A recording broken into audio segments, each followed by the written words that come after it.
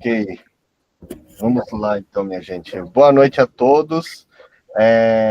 Esse é mais um encontro do GP de Teorias da Comunicação, da Intercom. Estamos fazendo essa reunião mais aberta, vamos dizer assim, né? Porque temos um encontro especial hoje sobre o lançamento do livro Império e Comunicações, do INE, que foi editado pela Machado Editora. Então, a gente vai ter aqui a participação do Vinícius, né, que vai falar um pouco sobre a edição em si. A gente tem com o Leonardo, que fez a parte da tradução, né, do livro, e também com o professor Martino, que fez a apresentação do livro. Então, o GP de Teorias da Comunicação se reúne, faz um encontro mensal, né, onde a gente abre para discussões, geralmente de textos recomendados, etc. Desde quando, Fabrício, que a gente tem feito isso? Fabrício que lembra aí da data específica. É março de 2023, né? Foi o primeiro. Março de 2023 que a gente tem organizado esses encontros, né? Então, a gente vai ter 20 minutos de apresentação inicial pelo Vinícius, depois passando para o Leonardo, e 20 minutos do professor Martino, e depois a gente vai abrir para perguntas e comentários de todos vocês, né? Então, fazendo aqui as honrarias, Vinícius Portela tem mestrado e doutorado em literatura comparado na Dartmouth e na UERJ. Sua pesquisa acadêmica é focada nos temas de ecologia das mídias e na filosofia da tecnologia do Simondon. Desde 2022 é editor, um dos fundadores da Machado Editora. Também escreve ficção, tendo publicado recentemente os livros de contos do Inconsciente Corporativo e A Grande Porção de Lixo do Pacífico pela DBA2. Então, Vinícius, a gente queria conversar um pouquinho contigo para saber um pouco da história da editora, né?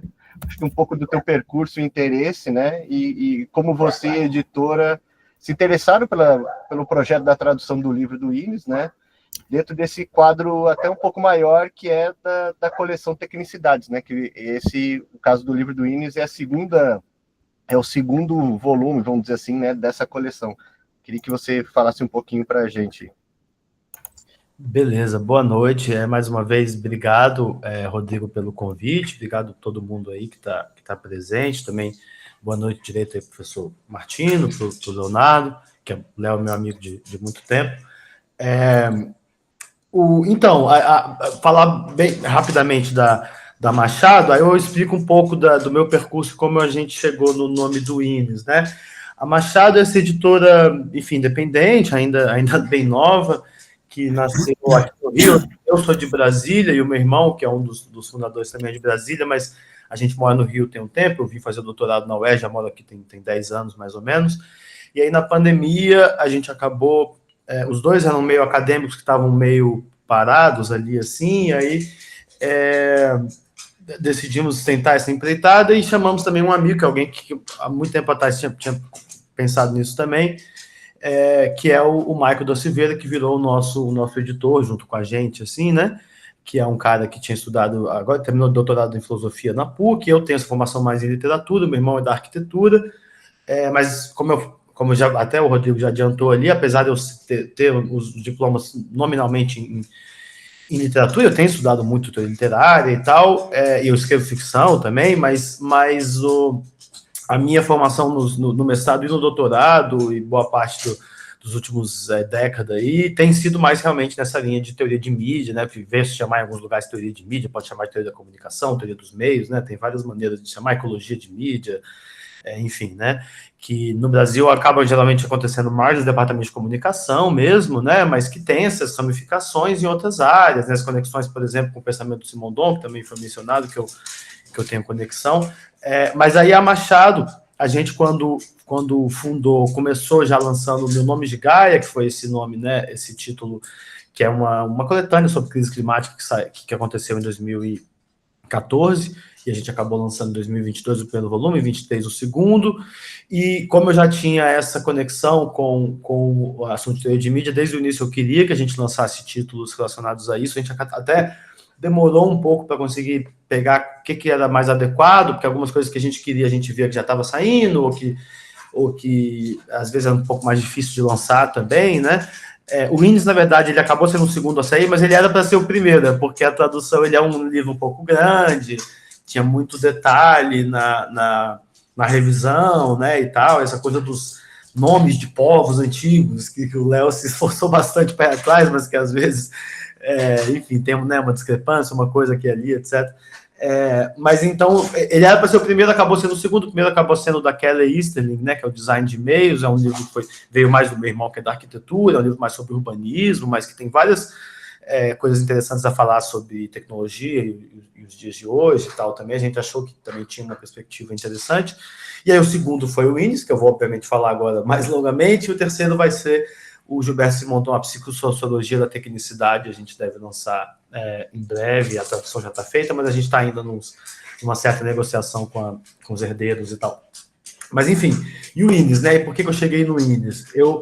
Como eu falei, eu desde a graduação, final da graduação, assim, eu comecei a ler teoria de mídia, né, e cheguei primeiro no McLuhan, obviamente, que chegou em mim ali ainda acho que um áudio de introdução à comunicação, não sei, na verdade chegou pelo meu irmão mais velho, que tinha estudado na UNB, mas enfim, o McLuhan já me fascinou bastante, aquela coisa meio polêmica dele, enfim, esse insight de começar a pensar, e na verdade o McLuhan foi esse primeiro contato, mas o que me fez ir mais atrás foi um interesse que eu tinha pela internet mesmo.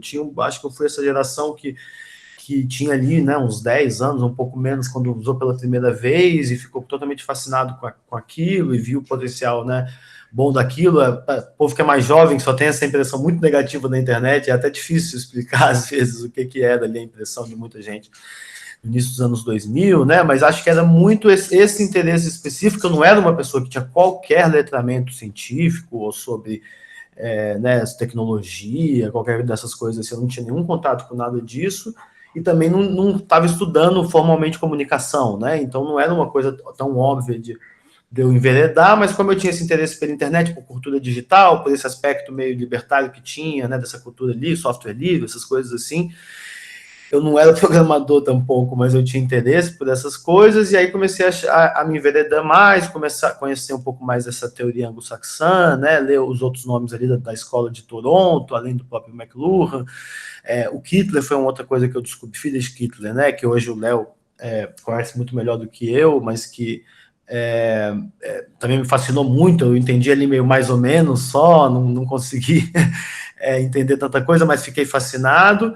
Depois tive essa outra descoberta também do Gilberto Simondon, etc. Fui percorrendo todos esses caminhos, mas ali no início tinha essa coisa, essa influência do McLuhan, que hoje, na verdade, eu tenho até várias críticas, tenho várias questões com o McLuhan, assim, meio mal resolvidas, apesar de reconhecer, né, a importância dele, a força dele,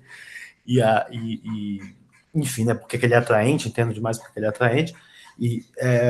Mas o Innes, que eu estou longe de ser um especialista, aliás, para deixar muito claro, né, mas que assim, quando eu cheguei, eu fiquei meio impressionado de achar em algumas coisas. Claro, ele não tinha o charme e aquela coisa do McLuhan, do design, tal, mas ele tinha um certo, não sei se rigor é a palavra, porque ele também consegue ser bem ousado nas generalizações e tal, mas uma certa austeridade ali, mas que também um certo rigor, né, na maneira teórica de encarar, que também me atrai, que eu acho uma coisa muito interessante, que é quase antípoda do McLuhan, né, que tem essa coisa muito mais, assim, de falar coisas, tem insights incríveis e falar coisas muito interessantes, mas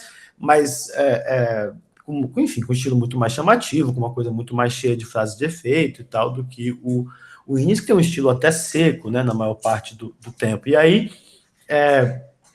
quando eu vi também que a gente estava tentando procurar, né, essas obras que pudessem sair nessa coleção, eu vi também que o Innes já tinha entrado em domínio público, é uma coisa que desde o início da editora a gente visava, assim, procurar essas obras clássicas que estavam ali meio perdidos. A gente achou que era uma boa, né, conjugação.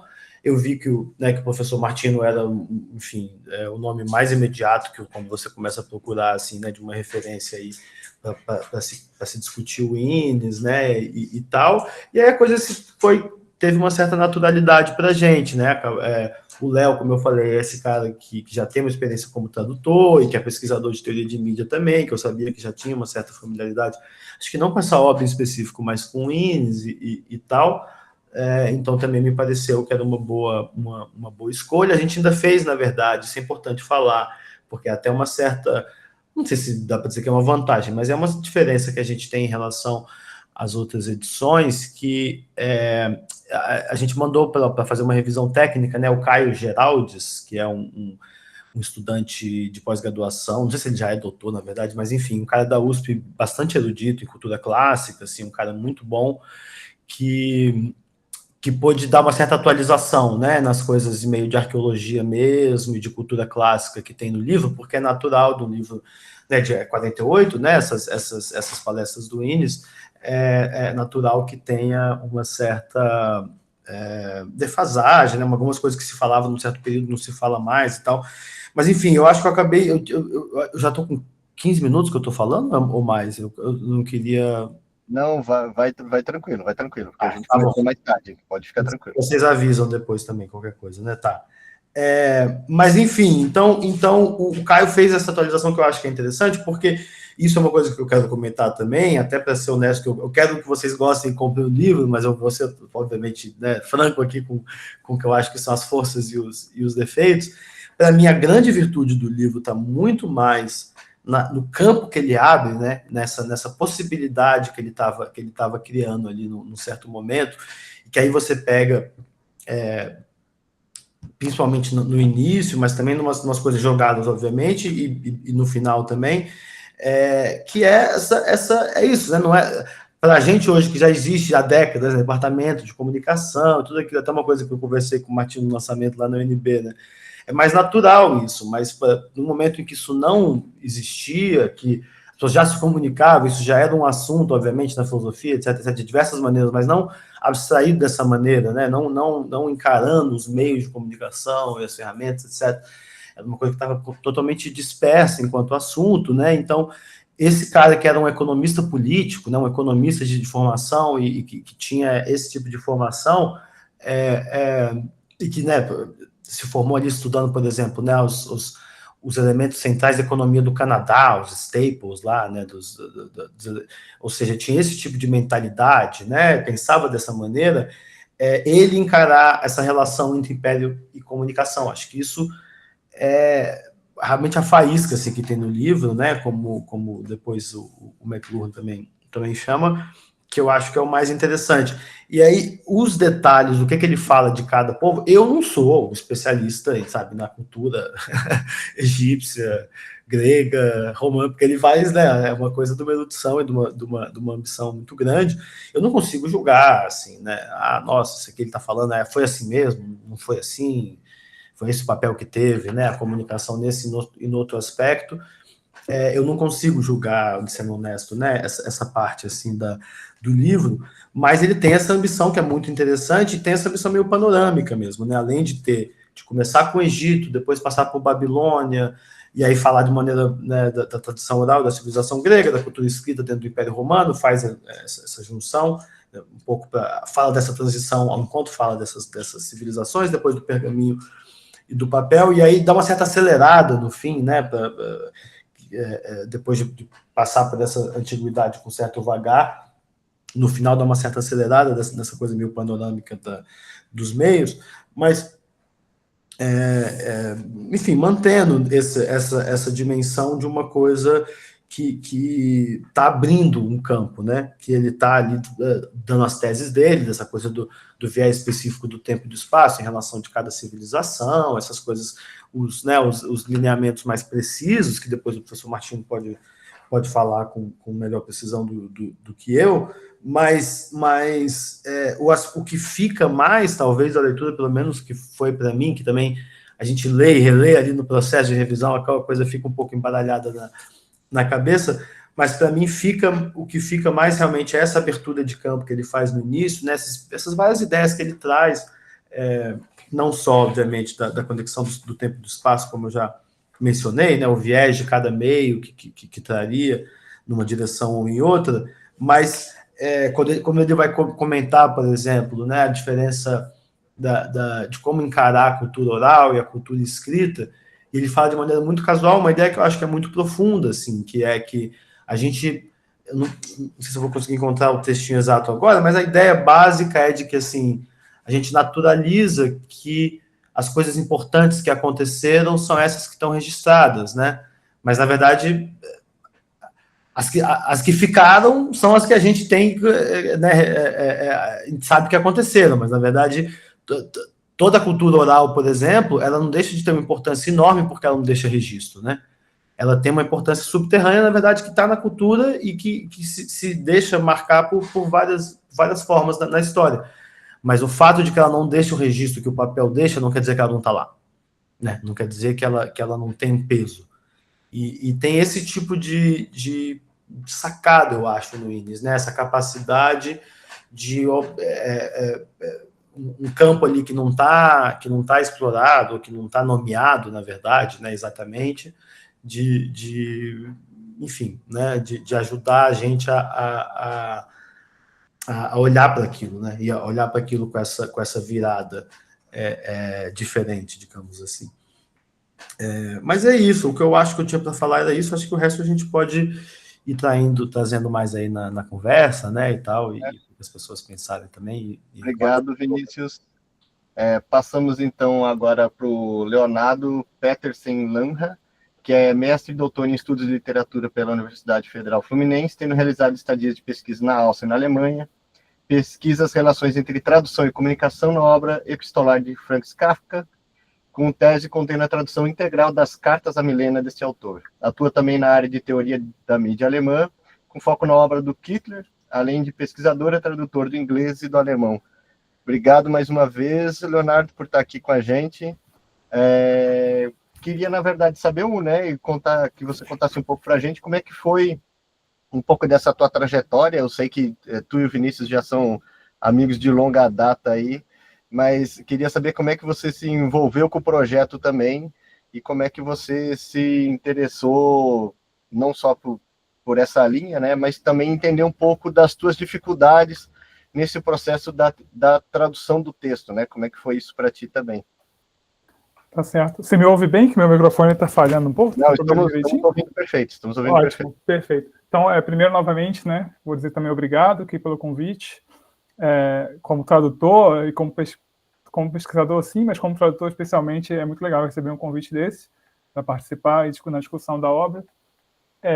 Minha perspectiva, ela eu não sei decidir exatamente qual é a minha perspectiva em relação ao Inês, se ela é uma perspectiva tradutória ou se ela é uma perspectiva de pesquisador, e são duas coisas muito difíceis de conciliar, mas eu vou chegar lá, né? Tentar chegar lá. Bom, então, eu sou formado mesmo em comunicação. Talvez eu tenha esquecido de botar isso na minha notinha biográfica, mas eu sou formado em comunicação. Só que durante a graduação, né, eu me dediquei à literatura mais do que à comunicação. E anos depois, eu trabalhei muito como revisor, com outras coisas. Anos depois, eu entrei na pós em literatura, que é uma coisa que eu já queria há muito tempo. E na pós em literatura, no mestrado e em seguida no doutorado em literatura comparada, eu acabei me dedicando novamente agora à comunicação. Então, alguma coisa de institucional, aparentemente, eu fico rejeitando, né? Não, é brincadeira, né? Na verdade, toda a minha pesquisa, toda a minha carreira, ela é, de alguma forma, entre a literatura e a comunicação. Assim como o Vinícius, né? A gente é amiga há muito tempo, como ele disse, e essas foram sempre marcou nossas conversas, né? A questão das mídias, a questão de que formas a gente consegue desnaturalizar isso com o qual a gente foi criado, né? No nosso caso, a internet. Como desnaturalizar, como ver de outra forma que não uma forma, digamos assim, parlamentarista, né? Ou seja, só numa retórica de dois lados, como ver, enfim, então, só que, enfim, eu cheguei ao Inês, na verdade, através do Kittler, do Friedrich Kittler. No meu mestrado, né, que é uma dissertação sobre as cartas a Milena do Kafka, e a questão da mídia, e é muito baseada no Kittler, nas questões kittlerianas, e doutorado já virou uma outra coisa, foi quando eu entrei de cabeça na tradução dessa obra, e aí também nos estudos de tradução e de comunicação nessa obra. Mas eu cheguei no Kafka, eu cheguei na tradução, eu cheguei na comunicação, né, eu disse interesse mesmo, ele foi despertado, e eu não consigo me livrar disso, pela obra do Friedrich Kittler. Realmente é uma espécie de... Foi por muito tempo, talvez hoje menos, mas foi por muito tempo uma espécie de norte, assim, em como que eu me situo no campo da comunicação, principalmente porque por ele ser uma figura tão sui generis, assim, em termos de articular diferentes áreas como matemática, cibernética, ciências da computação e literatura germanista, realmente muito germanista, né? E, no fim das contas, eu agora acabei entrando mais no germanismo, mas a minha entrada na comunicação se deu através do Kittler, e por conta dele também eu fui aprendi a língua, virei tradutor. Mas, enfim, e aí o Inês, né? O Inês, ele veio... ele sempre era um nome que estava rondando lá por conta desse interesse pelo Kittler e também pela genealogia da obra do Kittler, ou seja, da onde vem o Kittler, certo? Quem são os predecessores? E os predecessores imediatos, né, na parte da comunicação, são certamente McLuhan e Inês, que é o predecessor do McLuhan, então você começa a ter a linhagem, né? Além da parte de teoria matemática da informação, além dessa parte toda. Então, o Inês estava ali sempre como um interesse por entender, assim, né, esse campo que é chamado de diversos nomes, como o Vini falou, mas na minha cabeça fica como teoria alemã da mídia, né, ou teoria da mídia, que foi muito inspirada e tomada a partir da escola de Toronto, né, do McLuhan e do Inês, também do Eric Havelock. Então, o Inês estava ali sempre. Eu nunca tinha me aprofundado no Inês, eu tinha lido bastante assim, o Império de Comunicações ao longo de assim, folheado, lido, anotado coisas, mas aí o Vini, então, depois que eles montaram a Machado, e ele veio me chamar, achou que era uma escolha natural, e eu achei também, até de fato me deparar com o texto e com as dificuldades desse texto. Então, aí a gente pode chegar na parte da tradução, e só um adendo para eu não esquecer, depois eu gostaria muito de ouvir o professor Martino falar sobre a tradução dele do viés da comunicação do Inês, mas depois na hora, porque eu cheguei como tradutor, mas eu não conhecia profundamente o autor, então eu tive surpresas e dificuldades talvez que o professor Martino não tivesse passado, enfim, eu gostaria de saber a experiência dele, né? A minha experiência, eu acho que uma experiência de tradução, ela é, antes de tudo, muito bagunçada, né? No começo. Como é escrever, como é todo o trabalho criativo, né? Ninguém escreve uma obra-prima do nada. Você escreve anotações, você, enfim, revisa o texto, etc.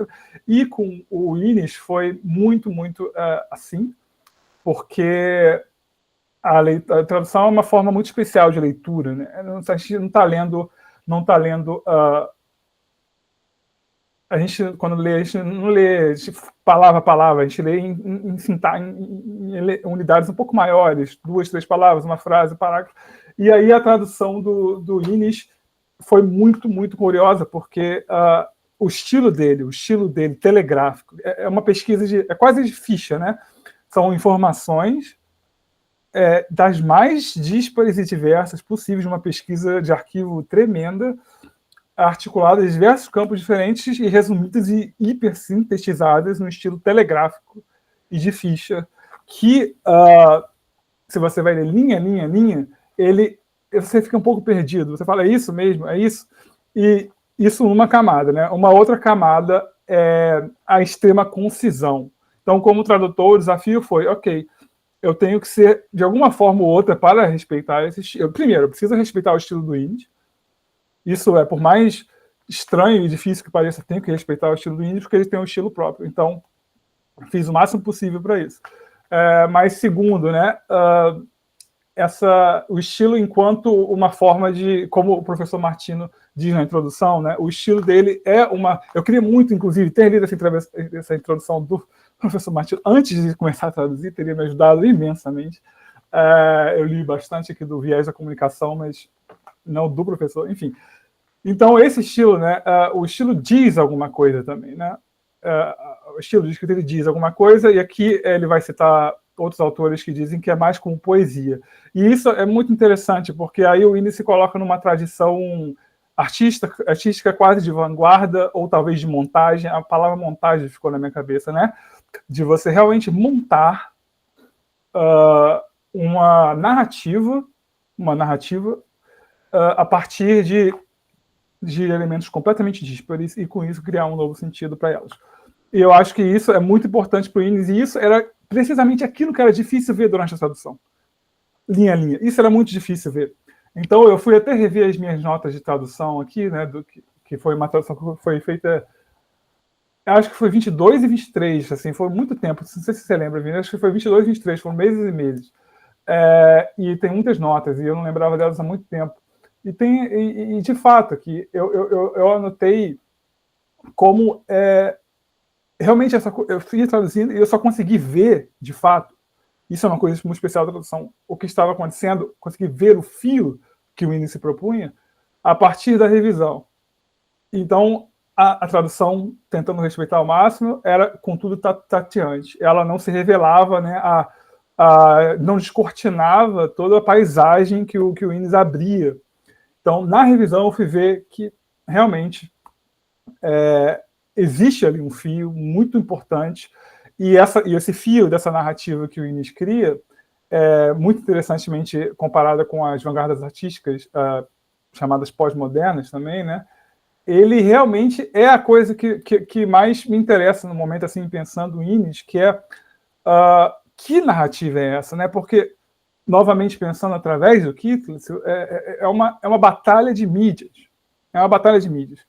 É uma batalha em que o papel contra o papiro, a argila contra... Enfim, são...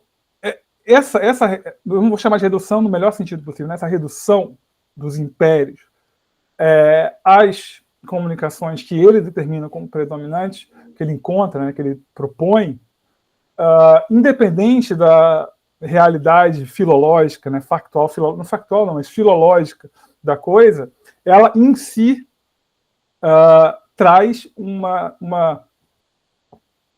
algo que depois o Kittredge deveria trabalhar, né, que é precisamente como essas tecnologias, principalmente hoje em dia, elas estão o tempo todo batalhando entre si e vão deixando, né, nós, como usuários, assim, cada vez tendo menos importância nesse processo histórico. Claro, né, isso é uma leitura já enviesada, um bom termo, enviesada, mas isso que me saltou aos olhos quando eu estava lendo agora essa introdução, né? Essa introdução não, o livro, dando uma relida. E realmente, assim, é muito interessante como na década de 40 e 50, né, ele e acho que por isso as dificuldades, certo? Porque é um campo que ele estava abrindo, como o professor Martino diz na introdução, né? Ele estava tateando, ele pegou a coisa filológica, pode ser como Caio, o revisor técnico, né?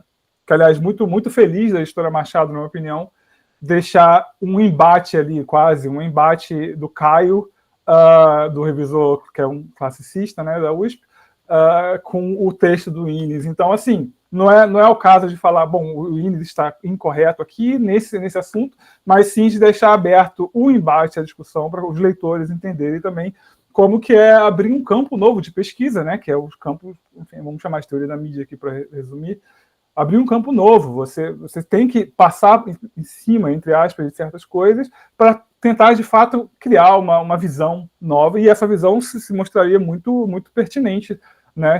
Enfim, o McLuhan, depois o Kittredge e outros infinitos outros, né? Que agora tem um campo de estudo relativamente bem delimitado, através do qual a gente consegue, de fato, pensar no nosso presente. Mesmo não sendo técnicos em ciências de computação, nós conseguimos entender, de fato, graças ao Innes, uma narrativa em que essas mídias, essas tecnologias e os senhores delas, né, por trás, estão engendrando, assim, no tecido da história, por assim dizer, né? E acho que, realmente, né, o Innes, o insight do Innes, né, esteve muito a esse insight. E... Bom, acho que seria isso, minha relação com o Innes e com a tradução. Eu queria, na verdade, entender mais, porque lendo a introdução do professor Martino, ele fala sobre uma certa fase da vida do Innes, quando ele descobriu que estava com câncer, e isso, de alguma forma, teria definido esse projeto do Império em Comunicações do Innes. Eu fiquei muito curioso para saber mais de que forma. Assim. Então, eu estou usando um pouco da minha fala para fazer uma pergunta para o próximo que vai falar, mas eu fiquei muito realmente interessado, porque dá uma dimensão eu não vou dizer pessoal, muito interessante, assim, para esse texto que parece tudo menos pessoal, né? Texto extremamente técnico, telegráfico, fichamento e uma narrativa assim. Então, e cria-se uma outra ideia, uma outra dimensão. Não sei se eu me estendi muito, peço desculpas, mas é isso que eu teria, sim, para a gente começar a conversar. Obrigado. Valeu, obrigado, Leonardo. Passamos, então, agora para o professor Martino, que é a nossa prata da casa, né? O professor Martino tem mestrado em Psicologia e em Comunicação, doutorado em Ciências Sociais pela Paris 5, professor titular da Faculdade de Comunicação pela Universidade de Brasília, é pesquisador convidado do CRICS, da UCAM, em Montreal, atua na área de Teoria da Comunicação, com foco em Epistemologia, Tecnologia e História. Entre suas obras, temos o escrito sobre Epistemologia da Comunicação, e eu acho que esse é o que ainda não tem tradução, né, professor Martino? Que é Os Tempos, né, Essência dos Meios, né, sobre o conceito de atualidade midiática.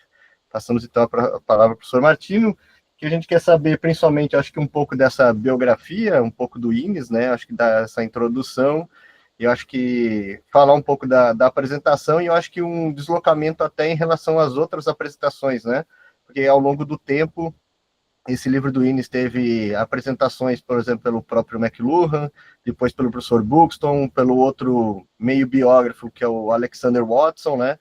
Então, acho que o professor Martino também pode nos ajudar a entender um pouquinho como é que foram esse processo entre as múltiplas apresentações que divergem um pouco, né, entre diversos autores aí, quando falam sobre o pensamento do INES, né?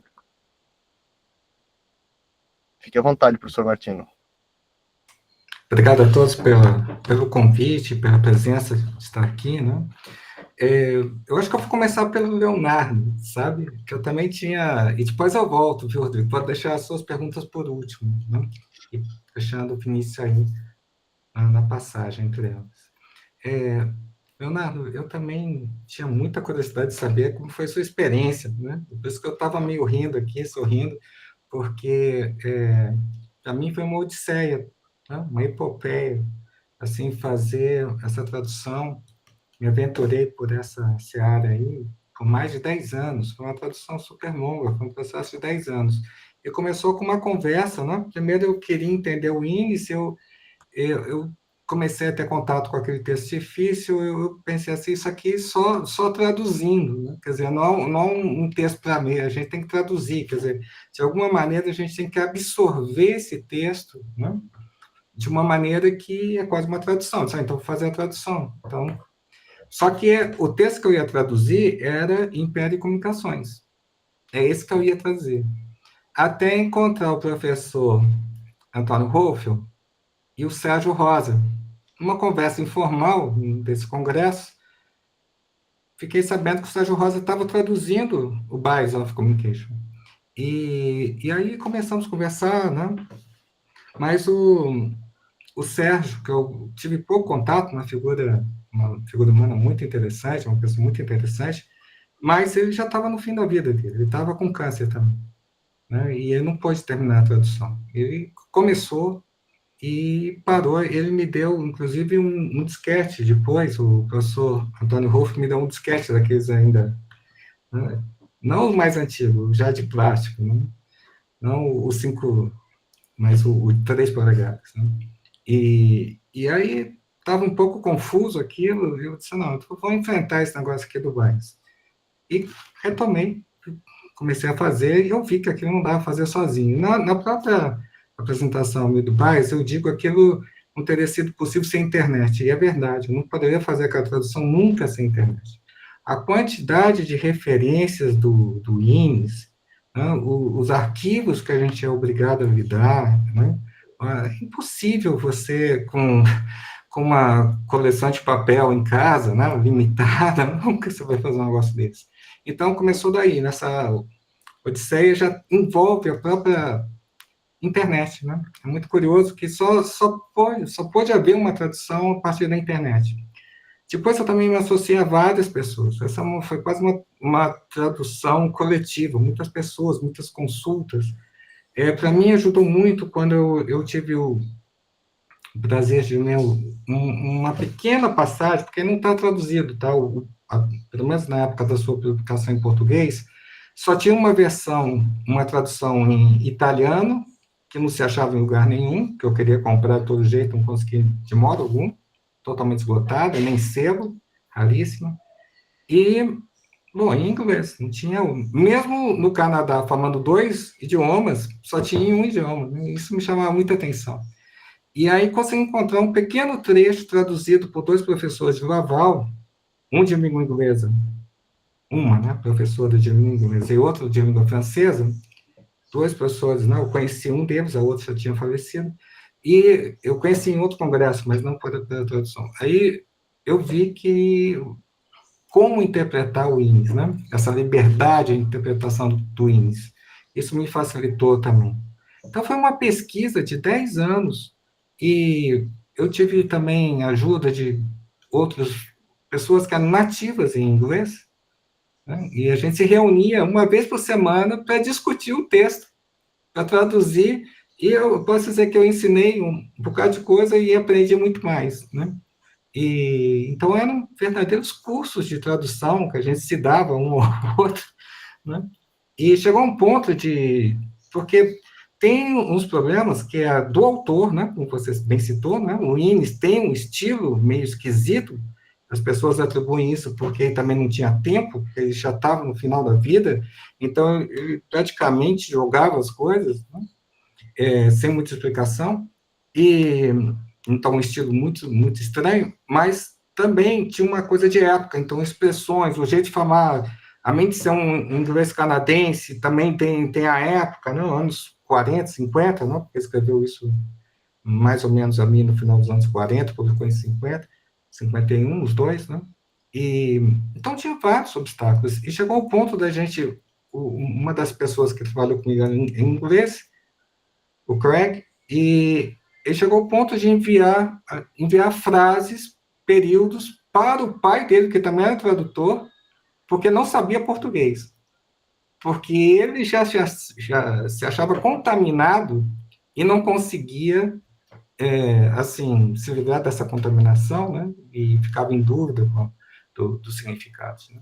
Então, tudo isso, você imagina, foi muito bom, para mim, muito divertido ao mesmo tempo, né? Assim, uma aula de línguas, de compreensões, né, do autor, foi muito rico para mim, mas um processo muito bom.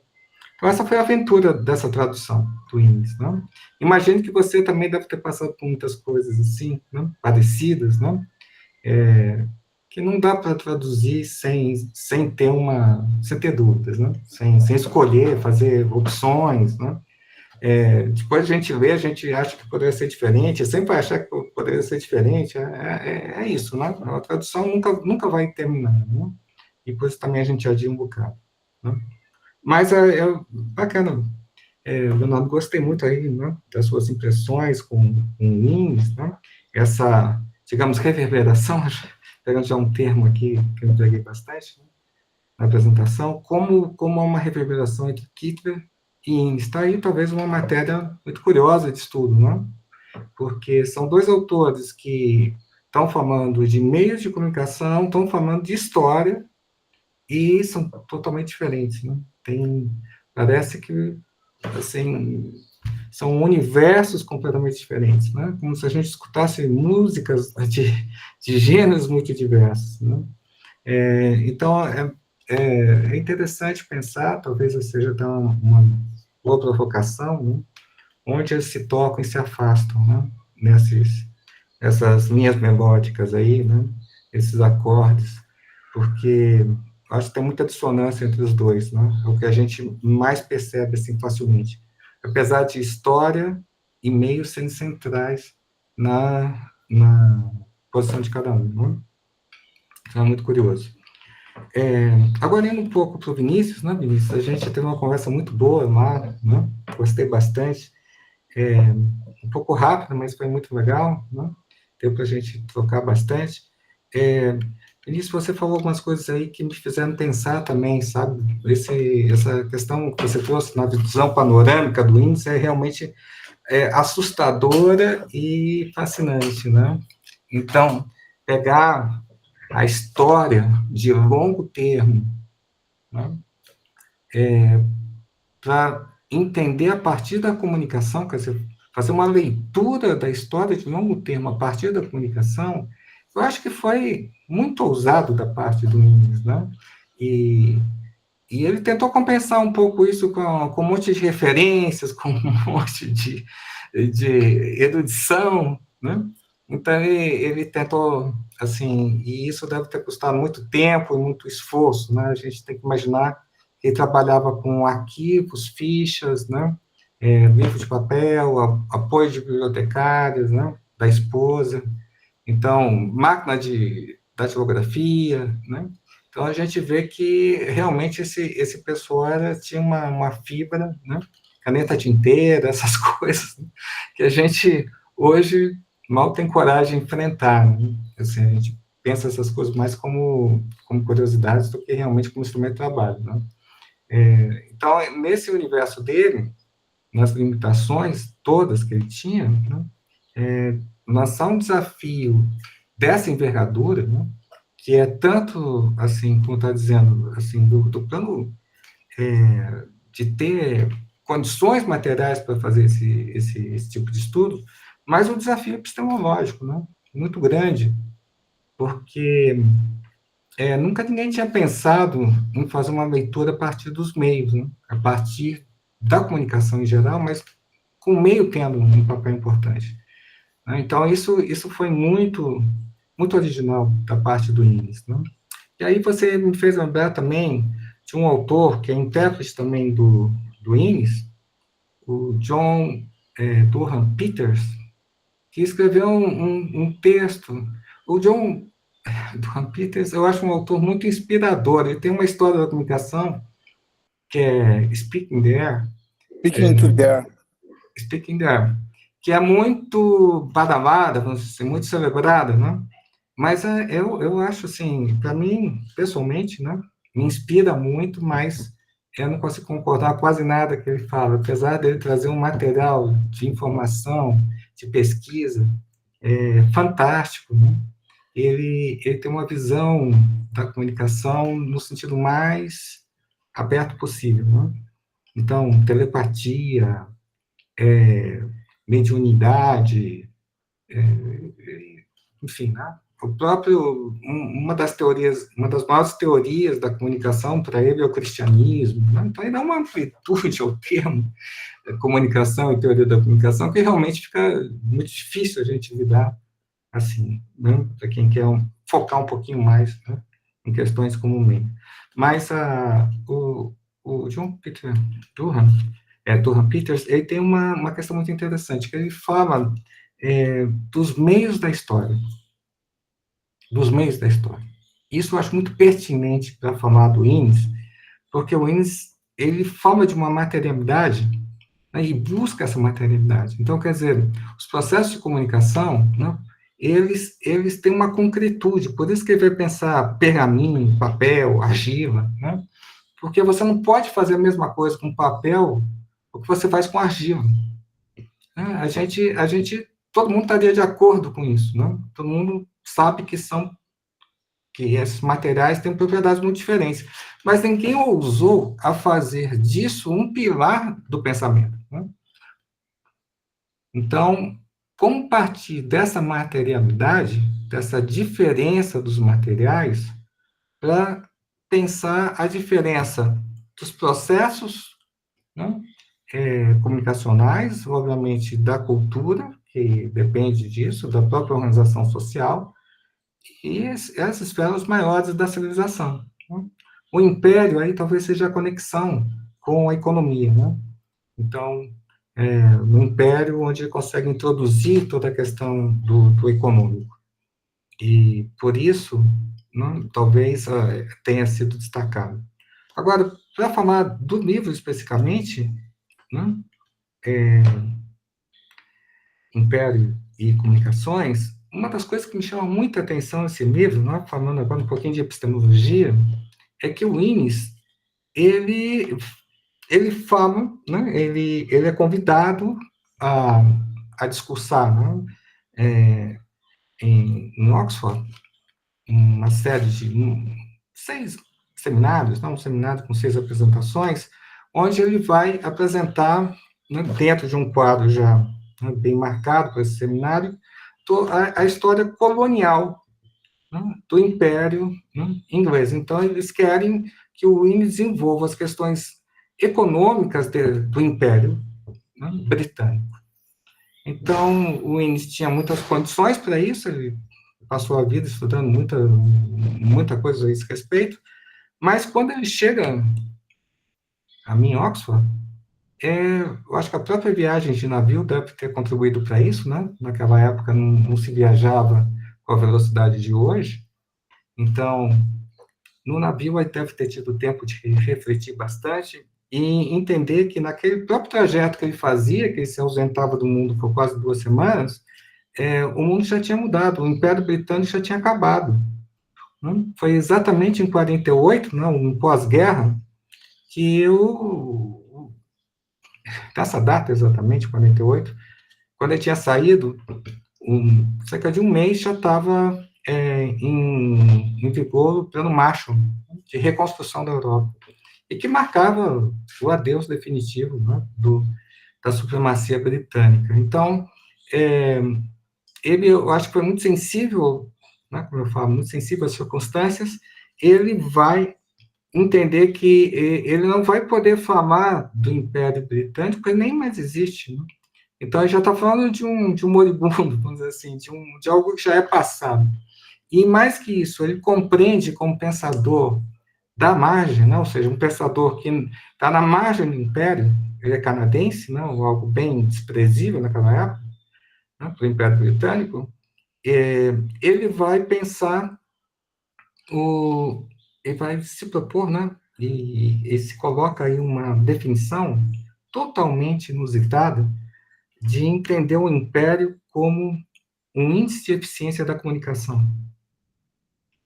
Então, essa definição traz, né, como central a comunicação, ok? É a comunicação que é a questão, e ele faz isso por assumir um postulado epistemológico que não era muito corrente na época, não era muito discutido na época, talvez Bourdieu seja um dos que mais tenha contribuído para discutir isso, mas que é o da reflexibilidade.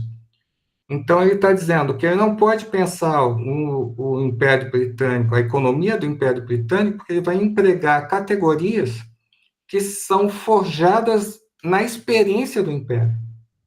Então, assim, a economia, ela é um pensamento econômico, é praticamente um laboratório, como ele cita, é o laboratório da experiência do Império Britânico. Então, se ele aplica as categorias econômicas, ele só tem de volta, aí a reflexibilidade, espelho, e só tem de volta aquilo que o próprio Império formou como realidade.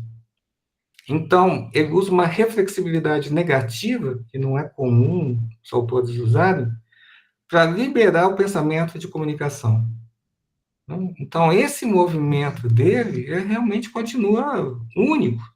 Né? Ainda que Innes não tenha proposto uma ciência da comunicação, nada parecido, nem McLuhan, tá?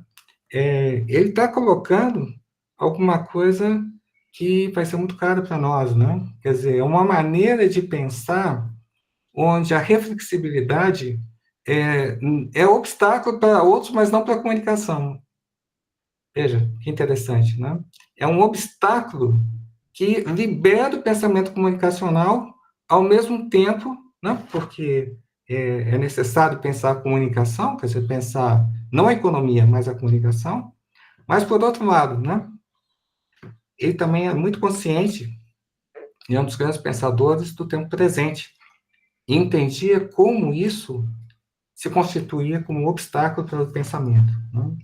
Então, é o que a gente passa hoje na comunicação, acho que a situação atual, né, talvez nunca tenha mudado, na verdade, mas a situação, o grande desafio epistemológico da comunicação é ser um pensamento do presente, das relações, das transformações, de toda a dinâmica, né, que é a comunicação, que é a cultura, que é a sociedade, mas totalmente mergulhada nisso, né? Então impregnada daquilo que é o seu objeto, né? Sem um distanciamento. Né? Então, é esse movimento que ele faz em relação à economia que eu acho que ele serve de modelo para nós, né? Serve de inspiração para a gente pensar nossas questões de comunicação, né? Então, quando eu acho que foi você, o Vinícius, que citou, né? Pensar desnaturalizando, né? Saindo desse ambiente que é a internet, né? Então, o grande desafio, né? É não estar pensando simplesmente numa maneira que tenhamos de volta o que as próprias condições, né, do pensamento, que são os meios de comunicação, né, nos dão como realidade, né, acessível, positiva. Né?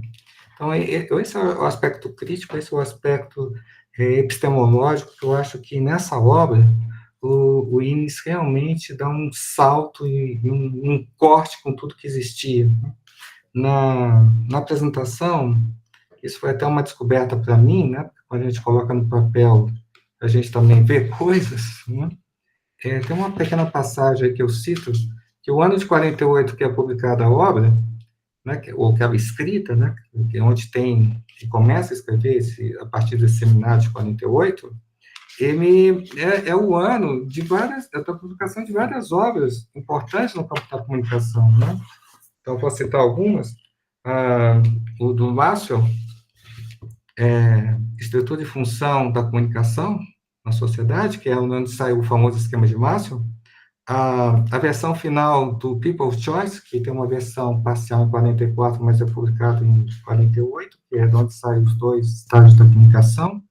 O Claude Shannon, né? A teoria matemática, e o Norbert Wiener, que vai trazer a cibernética. Todos eles coincidindo em 48. E essa mista, né, também a gente poderia acrescentar, talvez, um ano antes, 47, a dialética do esclarecimento. Cada uma delas dá uma direção imprime uma direção tão diferente da comunicação, mas nenhuma delas coloca a tecnologia como central, embora a cibernética, né, tenha muito de tecnologia, mas é uma tecnologia um pouco diferente, né, porque não é uma tecnologia pensada como história, como estrutura de pensamento, né? É mais como controle. Então, a gente vê aí a originalidade, né, de um pensador que está abrindo caminhos, né? E voltando à tradução, o primeiro leitor, propriamente, do Innes foi o McLuhan. McLuhan que entendeu o texto como poesia, né? E se refere à escrita do Innes como poesia. Que a gente não sabe se está brincando, se é ironia, né? Porque esse texto com poesia parecem as duas coisas mais afastadas do mundo. Mas não, né? Ninguém vai dizer para o McLuhan que ele não entende de literatura, né? Pode-se dizer com tudo menos isso. E eu acho que ele tinha uma certa razão. E um pouco nessa apresentação eu falo um pouquinho disso, né? Da questão das reverberações. E eu acho que o McLuhan foi o cara que conseguiu entender, né, traduzir o que o Innes era como pensador. Então, acho que marcou muito o McLuhan. Né? A gente vê realmente o McLuhan como um discípulo, porque não é essa relação. Né? O próprio Innes é um pensador do oral, né? Um pensador que quer as coisas vivas. Né? E então, eu acho que essa reverberação do Innes no McLuhan, eu acho que é a figura mais apropriada, né? Não propriamente discípulo, mas alguém que soube ecoar, né? Ecoar, reverberar, servir de caixa de ressonância para um pensamento que realmente era seminal, né? Pensamento seminal. Mas eu acho que é isso, gente. Também não queria me alongar muito, né? Ok, obrigado, Martino. Deixa eu só botar aqui o Leonardo e o Vinícius na tela. E aí temos 2 inscritos aqui. Eu vou fazer só um comentário mais breve em relação à pergunta do Leonardo e fechando um pouco do que o Martino chamou a atenção, né? Em relação ao estilo do Innes, porque vai depender muito dos autores, na verdade, né? Então, por exemplo, o Buxton, que é o principal, vamos dizer assim, conhecedor do pensamento do Innes, que é quem está cuidando dos arquivos históricos, né? Que tem feito traduções a cada 1 ano, 2 anos, ele lança algum livro com base no INES. Inclusive, é o que vai dizer que existia uma teoria antiga dizendo que parte desse livro do Império de Comunicações era um grande livro que seria o manuscrito História das Comunicações, por exemplo, né? E ele que vai desfazer um pouco isso a partir de uma pesquisa absurda que o Buxton faz de arquivo, efetivamente, né? E aí a gente tem, me parece, dois eixos, assim, né? A visão do Buxton é que muito se perdeu do pensamento do INES por estar atrelado ao McLuhan, né? Porque geralmente a gente lê o INES a partir do McLuhan, e isso cria uma série de problemas de uma forma de ler o INES a partir dessa perspectiva já McLuhaniana, vamos dizer assim, né?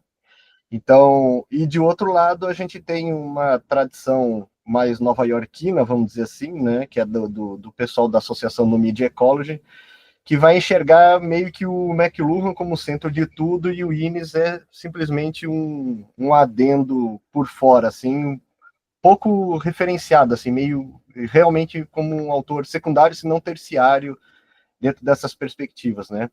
Então, isso que o Martino falou, por exemplo, do estilo de escrita, por exemplo, tem muito do que isso que... Acho que tem uma chave de leitura aí que o Leonardo perguntou, né? Que é a ideia que o Leonardo diz, né? O estilo diz alguma coisa. Diz, eu acho, principalmente por causa dessa ideia de que o INES, ao analisar as relações entre a oralidade e a escrita, ele percebe que um momento-chave em que existia um equilíbrio entre tempo e espaço, entre os meios de comunicação, foi justamente a Grécia Antiga, onde a escrita estava apoiada, a oralidade estava apoiada na escrita, mas a escrita não suplantou a oralidade. Então, para ele, isso é muito importante, né? E a gente vai ver que os últimos textos deles são todos eles palestras, nunca foram textos efetivamente para se transformar em livro, primeiramente, né? Eles são todos eles com esse viés da oralidade. Então, me parece que tem um elemento histórico aí dele estar falando oralmente para chamar a atenção a um aspecto que faz parte do estudo dele, que é os perigos de um monopólio do conhecimento, né? Que é um monopólio de um meio de comunicação atrelado ao uso daquele meio, né? Então, acho que tem isso que o Leonardo está chamando a atenção. Então, por exemplo, o McLuhan, ele vai ver, esse caso a poesia, né? Vai ver o McLuhan, o INES utilizando esse estudo da história e tudo mais, mas para chamar atenção para uma relação. Então, muito parecido com o que o McLuhan está fazendo, assim, ele não se importa muito com os exemplos, né? O McLuhan. O que interessa é o que ele está querendo chamar atenção no aspecto macro. Então, se a gente lê o capítulo sobre Babilônia, assim, sim, o que eu tiro disso, né? Um monte de exemplos, frases recorrentes, uma atrás da outra, mas o que eu tiro efetivamente disso, né?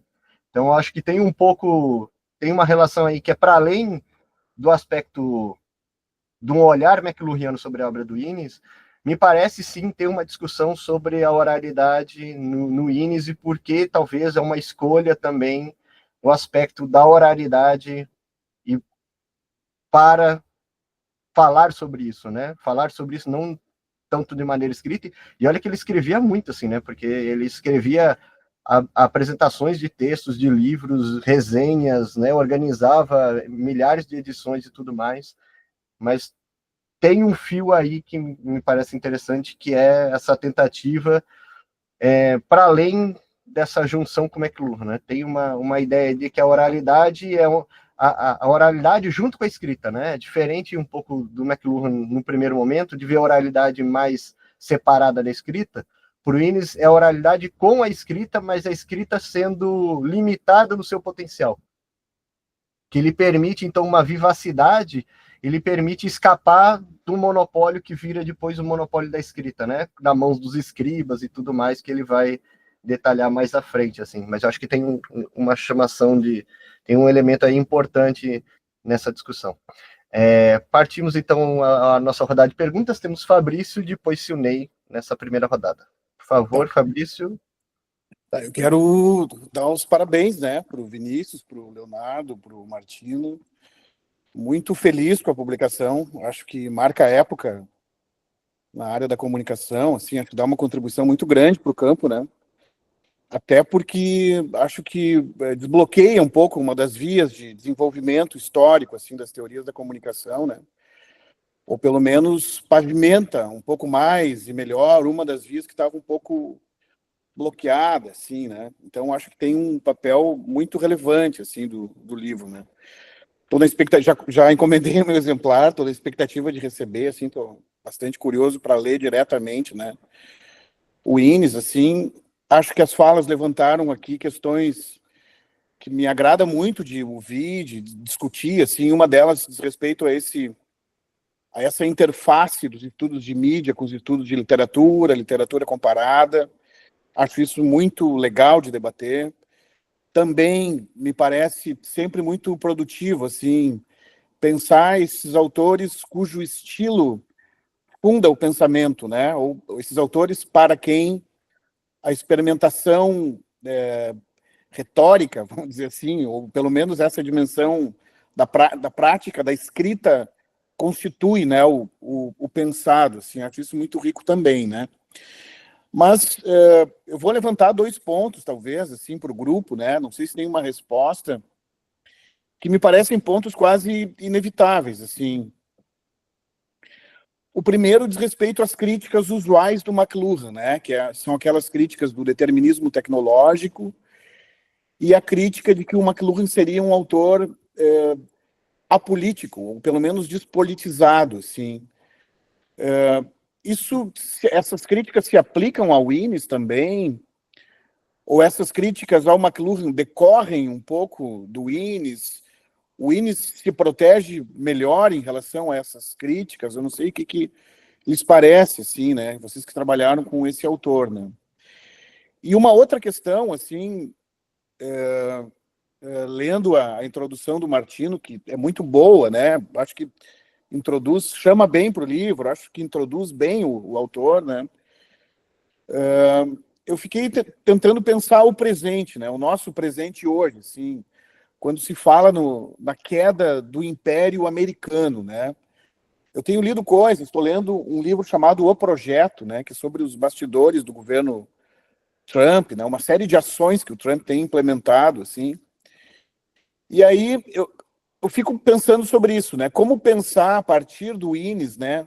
A queda desse império, né? Se daria, se a gente teria elementos assim, se faz sentido para vocês isso, né? Lembrando que tem que esse sistema midiático constitui uma espécie de espinha dorsal, assim, desses impérios, né? Se teria aí um instrumento para a gente pensar a partir do Innes, para pensar esse presente, assim, no sentido dessa reformulação aí, dessa derrocada, então, do Império Americano. Eu sei que são questões muito amplas, assim, né? Não tem como ter uma resposta, mas acho que só para a gente tentar ver o que sai aqui rapidamente sobre isso, assim. Obrigado, Fabrício. Passamos então agora ao Silney. Boa noite. Eu quero primeiro dizer que é um prazer rever aí os amigos, né? O Martino, fazia tempo que eu não via, o Rodrigo, né? Com o Fabrício e o Pedro eu tenho um pouco mais de contato aí. E também faço eco aí ao que o Fabrício falou, né? Eu acho que esse reingresso, vamos dizer assim, ou ingresso, né? No caso brasileiro, talvez, né? Do Innes aí no Estudos de Comunicação, embora já tenha um livro, né, traduzido, acho que esse lançamento agora é mais uma oportunidade, né, para ir abrindo novas veredas aí. Eu queria fazer uma pergunta provocativa para o Martino, que eu mais ou menos acho que sei o que ele imagina a respeito, né? Quando o Martino falou ali que o estudo de comunicação emerge, né, na produção do Innes, a partir de uma perspectiva de quem olha o império do ponto de vista da colônia, vamos dizer assim, né? Então, se o Martino vê alguma relação aí entre essa emergência dos estudos de comunicação e uma abordagem das ciências sociais que é chamados estudos decoloniais, né? Que fazem também essa virada de perspectiva, né? Quer dizer, tentar enxergar a própria modernidade, né, como algo necessariamente vinculada à colonialidade, né? Então, claro que na época do Innes enfim, não se falava isso, não existia essa perspectiva, né? Pelo menos não tão formulada e sistemática assim, né? Mas o Martino vê alguma relação aí, enfim, né? desses estudos decoloniais com essa perspectiva, nesse sentido, bastante precoce aí do INES, né, para a emergência da comunicação como campo assim, de estudos. Né? Joia, obrigado, Silney. Mais alguém na lista? Não, senão eu vou me colocar aqui para fazer perguntas também. Eu queria saber tanto do Vinícius quanto do Leonardo, acho que o Leonardo deu algumas pistas, né? Mas o Vinícius, se ele vê a partir da leitura dele, né, em relação, por exemplo, ao Simondon, se ele vê alguma relação ao pensamento do INES, como é que isso encontra para ele, eu acho que o Fabrício pega um pouco aí, né? Como é que vocês, principalmente que fizeram principalmente a parte do mestrado, doutorado na literatura, se, por exemplo, o próprio Kittler, Simondon, o próprio INES, o McLuhan, passam ou são discutidos de alguma maneira, como é que é essa leitura também a partir do campo da literatura também, né? E no caso do Leonardo, a partir, se ele vê essa relação, por exemplo, eu fico pensando no caso do Kittler, do pouco que eu conheço, né? Nessa questão das condições do discurso, né? Um pouco me parece ter uma relação aí quando o INES diz que os próprios meios de avaliação interferem na forma como aquilo é avaliado, né? Então, me parece ter um a priori medial que me parece muito próprio do Kittler nessa relação, né? Não sei, estou abrindo possibilidades aí. É isso. Massa, eu posso às vezes tentar começar a responder aqui, senão até vou esquecer as coisas, tentei anotar aqui rapidinho. Tentar, antes de responder essa última pergunta, eu vou tentar comentar, né, primeiro a pergunta do Fabrício também, mas comentar também umas coisas que vieram nas falas do Leonardo e do professor que eu tinha esquecido de falar, a respeito da tradução, por exemplo. O Léo fez questão de dizer, né, que a gente quis manter o estilo do INES, e tem até essa coisa que no inglês, o estilo, essa coisa mais cortada, das orações mais curtas, é uma coisa que é mais natural ao inglês. No português é um pouco menos mesmo. Então, o estranhamento fica até um pouco maior no português, mas a gente preferiu, tanto o Léo primeiro, como eu depois também, a preparação queria mudar isso, mas a gente quis um pouco manter, achou que era melhor manter essa coisa um pouco telegráfica mesmo do estilo, porque era um pouco como ele pensava, pelo menos nesse livro, né, que tem esse aspecto de ter sido meio apressado o final e tudo isso, mas a gente achou que era bom manter isso, eu achei que era bom comentar. Aí também o Fabrício perguntou, né, em termos da diferença que teria entre os dois, das fraquezas, né, de cada um e tal. Eu acho que essa é uma das dimensões mais interessantes que eu também tinha esquecido de comentar, eu achei boa a pergunta por isso, que em termos da coisa do determinismo tecnológico, eu acho que é um pouco mais difícil de dizer, eu acho que ele certamente não faz o tipo de generalização que às vezes o McLuhan faz, para falar muito amplamente, que tal coisa faz tal efeito, ou muito amplamente também sobre a galáxia de Gutenberg, essas coisas assim, né, sobre as transições históricas também, que ele às vezes fala muito assim. Acho que o INES é um pouco parecido com isso, mas ele é mais cauteloso, eu acho. Acho que ele faz essas grandes declarações em termos, né, de um meio supostamente ser mais temporal, mais espacial e tal. Tem umas coisas ambiciosas e vastas nesse sentido, mas eu não vejo o mesmo tipo de determinismo que o McLuhan às vezes poderia cair. Eu não concordo totalmente também com essa crítica, mas digamos assim, tem uns momentos onde o McLuhan de fato parece sugerir uma coisa um pouco direta, entre um efeito tal na cultura, provocando um efeito tal, etc. E acho que o INES faz menos esse tipo de coisa. E na questão política, eu diria que isso é uma das coisas mais interessantes. Ele está longe de ser um cara que estava fazendo uma coisa super marcada de posição, assim, ativista, não era isso.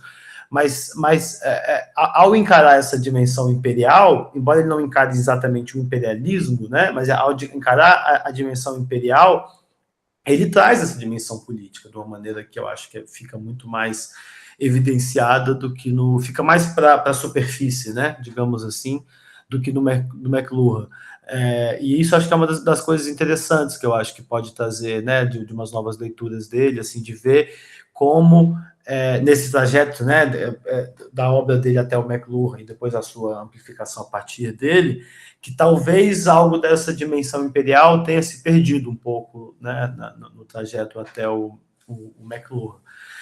E aí, só para encerrar, em relação ao Simondon, eu acho eles mais diferentes do que semelhantes, mas isso porque eu acho que o Simondon ele é bem diferente desses outros teóricos, não sendo alguém que estava falando especificamente da comunicação, né? Não era a comunicação o foco dele, era a tecnologia mais, né? Era a ideia da técnica mais do que a ideia da comunicação, mas dentro disso, a atenção ao material, né, que é uma coisa muito forte para o Simondon, o cara fica uma página inteira descrevendo como se faz um tijolo, umas coisas assim, né?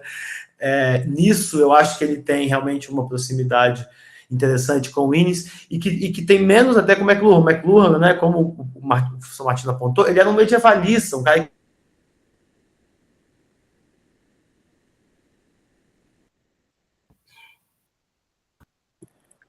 Não sei se o McLuhan Cortou. percebeu que vinha uma Cortou. crítica.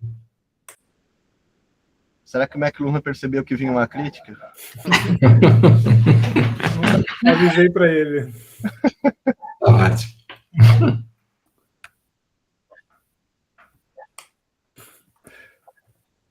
Avisei aqui para ele. Acho que congelou mesmo, gente. Quem sabe a gente dá prosseguimento aí, alguém pega. Passamos para o professor Martino, Leonardo. Tá, Eu posso... vou tocando aqui, vou respondendo parcialmente, né? Então, que é uma conversa, né? Depois o Vinícius entra. Né? Bom, vamos pegar aqui algumas questões que são todas muito interessantes, talvez longas, né? Mas vou tentar abreviá-las o máximo possível.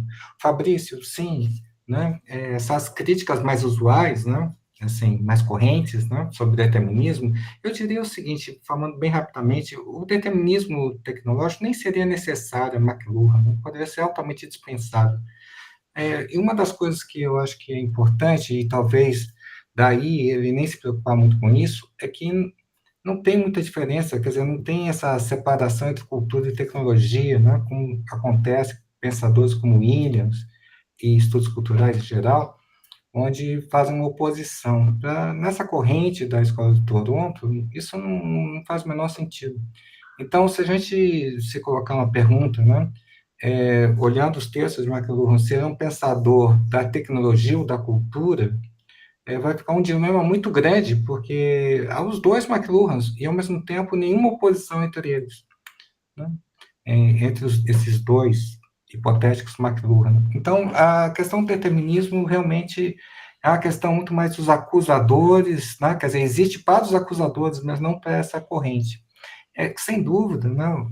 Leonardo já falou, desculpe, Leonardo, Vinícius, a gente vai misturando na cabeça, mas, sem dúvida, o Innes foi Vinícius, toma muito mais cuidado, né, para se expressar. Ele fala muito em equilíbrio, balanço, contraposição, então ele evita termos mais determinísticos, né? Mas, ao mesmo tempo, é um autor que também poderia ser lido dessa maneira, tá? Mas eu acho que com menos apego ao texto dele, né? A gente vai ao texto tendo mais dificuldade a essa atribuição.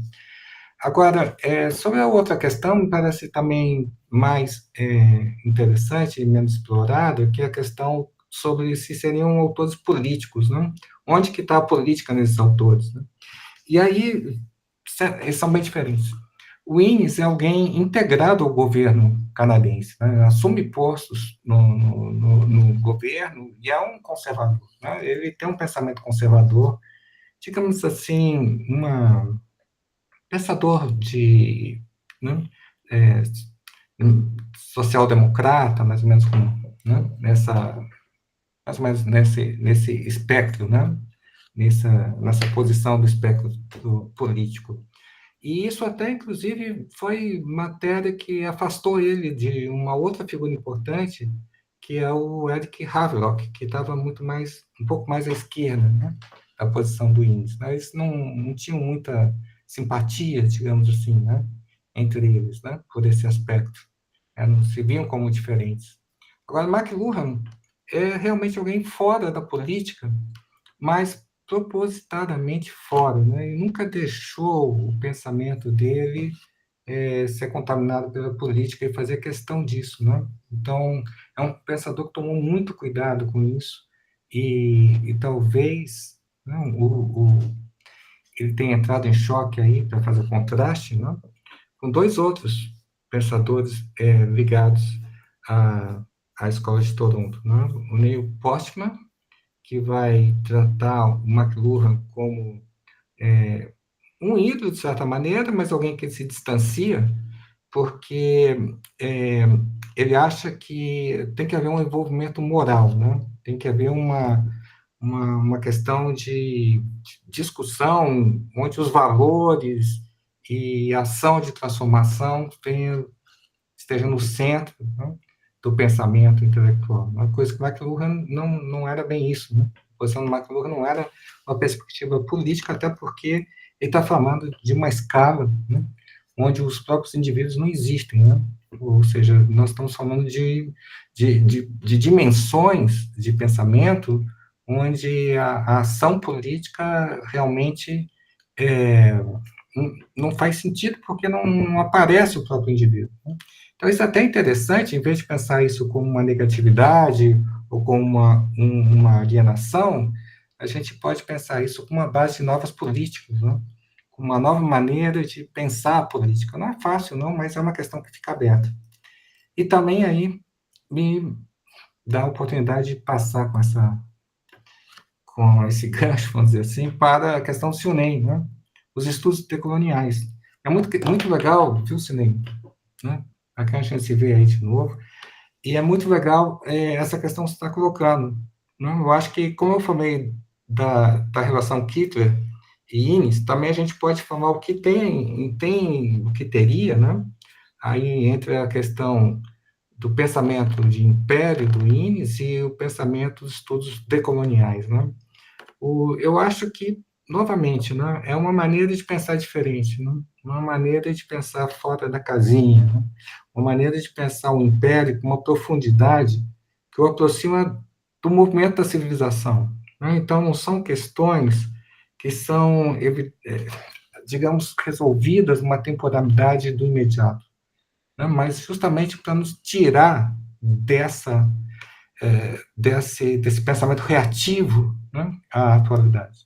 E aí passo para outra questão, colocada pelo Fabrício, para tentar ser assim, digamos, né, quando você coloca pensar o nosso presente, né, como a queda do Império Americano, o Trump, né, para trazer o pensamento do Innes para hoje, agora, né, acho muito interessante, e aceitando esse desafio, né, com todos os riscos, fazendo assim, digamos, vamos fazer uma aplicação do Innes ao mundo de agora, né? Eu digo o seguinte, que eu acho que ele veria, né, com muita transparência esse personagem Trump, né, e sua palavra mágica, que é negociação e tudo que segue, né, todos os outros derivados, né, como taxas, esse mundo que o Trump está, né, trazendo, né, que é de negociação o tempo todo, né? Isso a gente pode contrastar enormemente com o pensamento chinês, né? Então, como a negociação é alguma coisa de dois indivíduos que se sentam, né, e ali vão resolver, quer dizer, independente de lei, independente de história, independente de processos maiores, vão resolver naquela temporalidade e naquele fluxo comunicacional que de indivíduo a indivíduo, né, naquele contexto, vão tentar resolver os problemas, né, do presente para o futuro, né? Vão colocar alguma coisa aí que vai servir por muito tempo. Enquanto que os chineses, né, russos, chineses, eles trazem histórias, são países que não nasceram há poucos séculos, né, como os Estados Unidos. Tem uma história milenar, né, por mais que isso. E traz, então, uma perspectiva de tempo completamente diferente, né? Então, eles sabem que sentar à mesa, dois indivíduos sentados à mesa e discutindo, não vão resolver nada, que há uma inércia, né? Que há um passado, que há muito mais do que essas pessoas tentando resolver, né, a partir de negociações, né? Então, eu acho que isso é muito interessante, então, uma questão de sensibilidade, de perspectiva, né, e que a gente começa a entender os enquadramentos que a gente tem hoje, né? Então, assim, como nós falamos o tempo todo negociação, como se a questão fosse negociação, quer dizer, nós aceitamos isso nas próprias manchetes de hoje, Lula e Trump, né? Um pisca e outro acena, então eles vão conseguir sentar e, por razões amorosas ou simpáticas, vão resolver porque eles, né, têm algo de química, né? Tudo isso é exatamente um enquadramento presente, né? Tudo isso é acreditar que aqui e agora a gente pode resolver, né, as questões. Não tem nada a ver com a percepção, digamos aí, mais oriental, né, China e Rússia, né, que traz uma temporalidade muito maior. A gente, só para ter uma ideia, né, a China, nos anos 70, vinha para o Brasil examinar o que fazia o Brasil ser o país que mais crescia no mundo, né? Veio aqui, aprendeu, né? E de lá para cá, dos anos 70 para cá, é uma continuidade só, né? Foram vários planos numa única continuidade. Se a gente pensa, né, de 70 para cá, 2025, a gente só pensa em rupturas, a gente pensa só transformações, só rupturas, quer dizer, era um governo, era outro, tudo mudou. A gente parece que já viveu várias existências nesse período, nesse lapso dos anos 70 a 2025, né? Mais ou menos 50 anos, meio século. Para os chineses, isso é simplesmente uma continuidade, né? Então, a gente vê como a gente não está no mesmo mundo, né? Quer dizer, como a percepção de tempo está ligado com a própria concepção do que a gente entende por presente e como o passado chega, né, para eles, por vias, e para nós também, por vias totalmente diferentes. Mas, enfim, alguma coisa para a gente pensar, né, Fabrício? Então, assim, não é só um pensamento tão teórico, não? É um pensamento que fala de sensibilidade, tá? E enquadramentos, né, sobre o que a gente vive hoje. Obrigado, Martino. Vinícius, só para você complementar, e depois a gente passa para o Leonardo.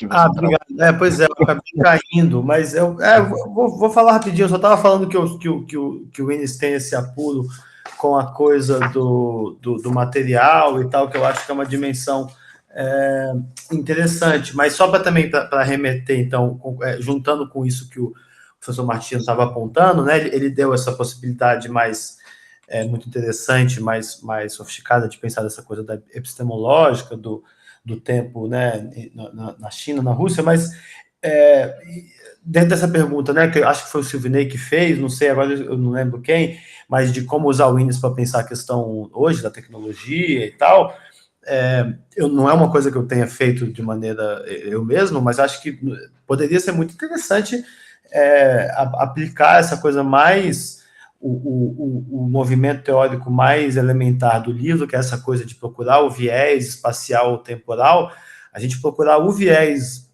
espaço-temporal mesmo, digamos, né, do feed, do algoritmo que a gente está submetido hoje, tentar entender como que isso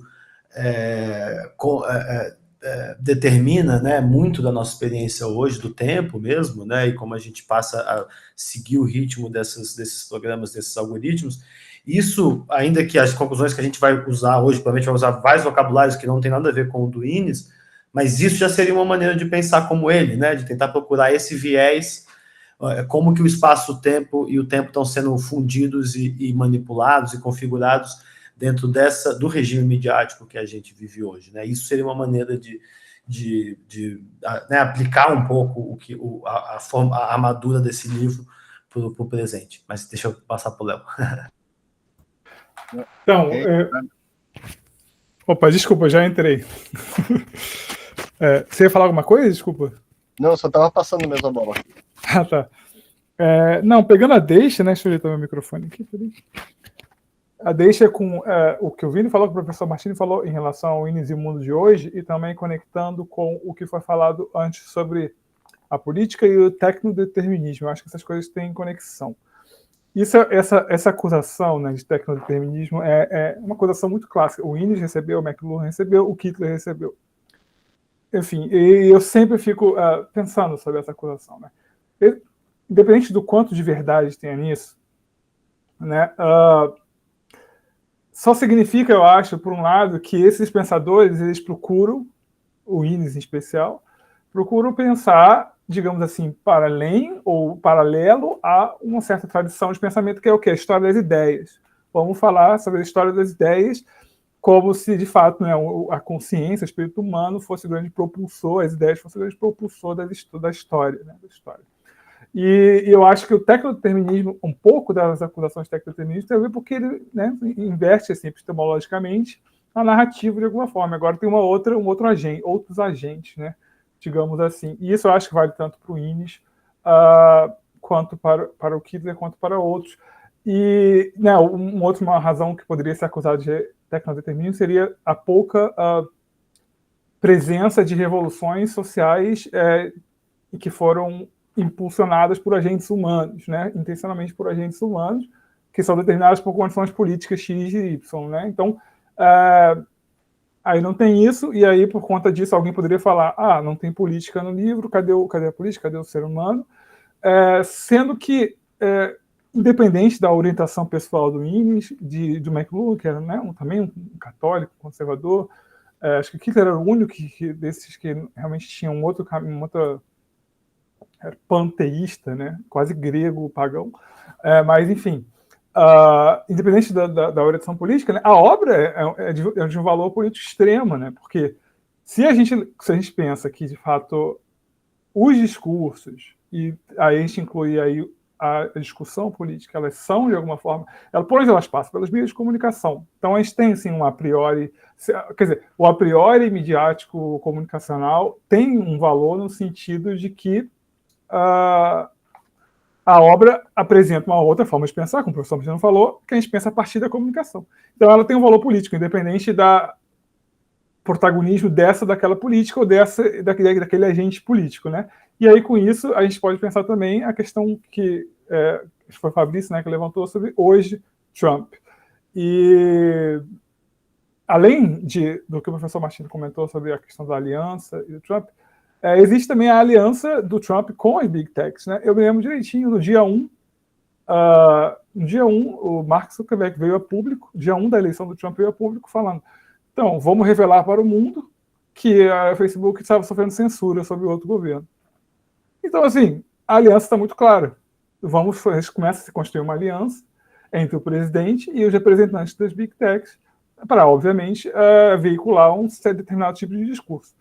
Então, assim, um movimento político muito claro e uma aliança e, arriscando ser talvez tecnodeterminista, Trump, em muitos sentidos, é um veículo, assim, um veículo de uma certa monopólio do império que as Big Techs procuram, né? O monopólio absoluto, pelo algoritmo, pela presença. Então, nesse sentido, eu acho que o Innes se deixa ler dessa forma criativa, e eu acho que é um pensamento criativo e interessante de ser aplicado mesmo. Assim.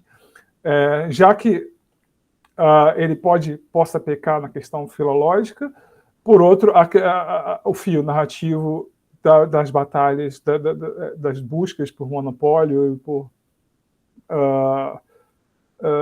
a partir das diferentes mídias, né? Isso se deixa muito aplicar muito bem, tem até em certo sentido melhor do que outros, como o McLuhan, como o próprio Kittler, assim, em termos de relação entre os movimentos sociais e políticos e uma certa mídia específica, né? Isso eu acho que eu não me lembro agora se isso não aparece muito no McLuhan e muito menos no Kittler, né? Mas no Innes é muito interessante, né? Essa aliança entre certas mídias e certos discursos. Uma das maneiras que a gente pode pensar, né, o Innes no mundo de hoje. Obrigado, Leonardo. Temos então aqui Tiago Segabinazzi para fazer pergunta. Tiago? Boa noite, gente. Meus cumprimentos, Leonardo, Vinícius, Luiz Martino. Muito feliz por estar participando desse debate com vocês. Eu queria fazer umas provocações assim que eu deixo para os três, para quem se sentir mais confortável para comentar. Uma delas, eu estava pensando, o império, a ideia de império, ela está sempre ligada a um Estado-nação, ou um reinado, ou mesmo um império, ou a gente poderia pensar em império e comunicação como as plataformas, como impérios também. Ou haveria sempre uma certa ligação de organização oficial, assim, de uma administração sobre seu povo, ou relação com outros territórios também. E como se poderia pensar, talvez, na relação com as plataformas, assim, se poderia também ser um tipo de império desregulamentado e que pode até suplantar algum e pisotear em alguns países, como a gente vem assistindo o que acontece com a insistência das plataformas em passar por cima de algumas leis de alguns países, né? E uma época se usou muito o termo comunicação social, né, para falar da comunicação de massa. Eu fico pensando, quando a gente pensa em comunicação em império, a partir desses termos, é adequado pensar em comunicação social, ou seria uma comunicação que ela está mais ligada a algo do oficial, ou mesmo de funcional dentro de uma certa organização que busca uma eficiência para fins aí, talvez do Estado, ou de alguma coisa que envolva a administração pública ou não? Muito bem, a pergunta está para os três, né? Quem quiser sortear no palitinho. Se o professor Martino não quiser se aventurar, eu posso só comentar rapidamente, ele deve saber melhor do que eu. Eu diria que no início, na minha memória pelo menos, no início do livro, essa relação com institucional fica um pouco mais forte, embora ele também comente, enfim, literatura e outras coisas que não apenas, né, essa relação mais direta, burocrática da comunicação com o Estado. Esse é o foco do início. Mas eu diria que eu estava até folheando aqui para confirmar, mas mais para o final, como eu falei, que ele vai falando, né, do início da modernidade, fala sobre imprensa. Também tem ele tem talvez um foco de fato maior institucional, tanto que ele vai continuar falando muito do que o Estado fez em relação a X, Y coisa, mas ele está falando de toda a exclusão social que acontece também com a comunicação dos jornais, né, etc, etc, e primeiro com as impressões e depois com os jornais. Mas, frequentemente, passando, de fato, por essa questão institucional, falando muito, por exemplo, de direito autoral, que é uma questão que ele fala de uma maneira interessante. Então, eu acho que tem essa conexão, mas isso não impediria, eu acho, de considerar ligado digamos, não impediria de usar o vocabulário dele para discutir o império das Big Techs, porque eu acho que enfim, não só por esses aspectos todos que o professor e o Léo já estavam comentando, que a infraestrutura dessas plataformas se confundem muitas vezes até, né, com serviços estatais e se parasitam muitos serviços estatais, assim, de diversas maneiras, mas também porque acho que o próprio o uso dele no livro, embora muito focado nessa coisa institucional, ele está sempre também comentando a maneira como a coisa se dá numa dimensão mais vasta da comunicação da sociedade, digamos assim. Bom, a questão é interessantíssima, né, Tiago? Tem muita coisa aí. Eu diria o seguinte, né, algumas coisas assim que me vêm, né, agora. Você tem toda a razão em falar, em observar, eu só vou inverter, né? Falar de comunicação dentro de uma organização que envolva a administração, exatamente, né, como o Vinícius estava colocando, quer dizer, isso é bem o início do livro, é bem a ideia inicial mesmo, a ideia a escrita é uma necessidade do império, né? Então, eu costumo observar, né, que a civilização tem um tripé, né, que é agricultura, pecuária, né, de um lado, a cidade-estado de outro, e a escrita como terceiro elemento, como se apoiando cada um deles se apoia no outro, porque a agricultura permitiu ao homem sair do estado de natureza, gerar o alimento, sair da meia de maltos, mas isso gera, né, sai do nomadismo, então gera a concentração urbana, que por sua vez gera um problema, que é a organização política, então polis em grego é cidade e política, né, as duas coisas, e para administrar o Estado, para administrar a cidade, a agricultura, tudo isso, é necessário, então, uma tecnologia especial, que é a escrita. Então, é nesse tripé, na medida que eles começam a formar uma interdependência no sistema, é que a gente pode falar em civilização. Então, o primeiro sentido de comunicação está realmente ligado à organização. Eu acho que isso foi o primeiro insight do Innes. Entender que os impérios dependiam de uma base material que é uma tecnologia específica, que é uma tecnologia do simbólico. Mas essa tecnologia foi, no primeiro momento, a tecnologia da inteligência. Ela não alcançava o social. Ela estava presa à classe social e era usada pelos escribas como funcional, né? Como uma tecnologia para administrar. Então, cadeias de comando militar, administração do Estado, coleta de impostos, redistribuição das riquezas, tudo isso é necessário numa tecnologia que a escrita foi, né? Enfim, né? Proveu todas as necessidades. Mas aí que está. Agora está chegando onde você começou. Comunicação social, comunicação de massa.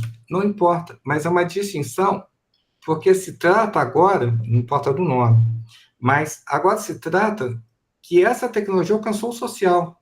E antes não. Antes ela estava presa na organização do Estado. E agora passa para o social. Essa é justamente a mudança do manuscrito, do oral, o manuscrito ainda está preso ao oral, para o aparecimento da imprensa, a galáxia de Gutenberg. Aí está o grande salto da modernidade. Aí está o grande salto onde essas tecnologias passam aí para os indivíduos. Elas não estão mais monopolizadas no Estado, elas passam aí para os indivíduos. E isso, então, gera, né, esse mundo que a gente tem hoje, onde os indivíduos, na sua autonomia, né, para exercer essa autonomia, eles se apoiam em tecnologias da comunicação, tecnologias do simbólico. Né? Então, da imprensa até a internet, a gente só vê isso se desdobrando, mas não realmente uma mudança estrutural, a gente vê isso se desdobrando. Então, a gente vê que é por isso que assim, a ideia de comunicação muitas vezes está mais associada a esse segundo momento da modernidade, porque realmente é onde a tecnologia passa para o social, quer dizer, é uma tecnologia que vai fundar um novo social, que é a sociedade complexa, a sociedade moderna, enfim, o nome que a gente quiser. Né? Então, há uma mudança, e aí a gente vê uma historicidade da comunicação e não só dos meios. A comunicação muda de sentido. E é esse salto que eu acho que eles foram muito sensíveis, porque o Innes é um pensador da imprensa, e o meio da época era a TV. O meio que despontava era a TV, o meio mais recente, moderno. E ele foi um pensador da imprensa. Inclusive, ele chegou a fazer vários estudos não publicados recentemente por Buxton e outros, que eram uma certa economia política da imprensa, muita pesquisa sobre papel, preço de papel. Não chegou a publicar isso em vida. E isso foi chamado de história da comunicação, para mim, um pouco forçado, mas enfim, né? Chamado de história da comunicação. Mas o Innes foi um pensador da imprensa, tá? E o McLuhan começa a sua aventura, né, com o Galáxia de Gutenberg, cujo subtítulo né, o homem tipográfico, né, notando que há uma transformação, como saímos do Homo sapiens para o homem tipográfico, né? Quer dizer, há um salto antropológico, vamos dizer assim. Né? Então, para eles, a grande ruptura do oral não foi a invenção da escrita, foi a imprensa. E eu diria porque, justamente, é uma tecnologia do social. E a escrita, o livro, o manuscrito, nunca foi uma tecnologia social. Pelo que você falou, estava presa à organização do Estado. Então, aí tem uns elementos muito legais para a gente entender a história, né, não só dos meios, mas da própria comunicação, que é muito mais difícil de ver, né? Muito mais difícil de ver. Uma bacana pergunta. É isso, minha gente. Mais uma vez agradecer ao tempo do Vinícius, do Leonardo, do professor Martino, recomendar aqui a edição do livro, né? Vamos botar aqui o site também, Editora Machado. Tem o Instagram também, vocês devem ter visto no convite. Falar disso que o Vinícius comentou, né? O trabalho que Caio teve de fazer, eu fiquei muito curioso das notas da revisão técnica, porque foi desvendar certas coisas. Olha, nesse período não se falava isso, ele está atrasado mais ou menos uns 100 anos, as datas que atualmente eles falam é outra. É um trabalho incrível, assim, porque eu não vi isso nas outras edições. Eu acho que o Vinícius faz bem de chamar a atenção, que acontece, e eu diria que acontece muito mais até no capítulo sobre o Egito do que nos outros, assim, eu acho que é onde ele se deteve super, assim, nessa descrição. Então, quer falar, Vinícius, por favor? Desculpa. Não? É isso, minha gente, obrigado. Faz o... Como é que tá agora? Vai ser lançado no Rio? Como é que... Tá no site, tá distribuindo? Como é que tá o... Tá distribuindo? A distribuição? Não, então, a gente chega em algumas livrarias, mas esse livro em particular, Travessa, por exemplo, só pegou um. Então, no momento, ele está principalmente no nosso site e em Brasília, está na livraria Circulares, por exemplo. Aqui no Rio, a gente ainda não tinha conseguido pensar um evento, mas a gente já conversou por alto com o professor Leonardo Demarque, o professor Felinto. A gente está vendo se consegue fazer um evento no Rio também. Quem sabe até com o Léo, se ele nos honrar. Ótimo. Léo é ótimo também. Gostamos muito do Léo. É isso, minha gente. Muito obrigado. Então, Leonardo, Fabrício, todos. Em nome Obrigado, da gente. Obrigado. Boa noite para todo mundo. Sintam-se convidados. Obrigado, professor. Obrigado, Rodrigo. Para o próximo encontro do fala. GP também. A gente manda o convite aí. Valeu, minha gente. Obrigado. Boa noite. Boa noite.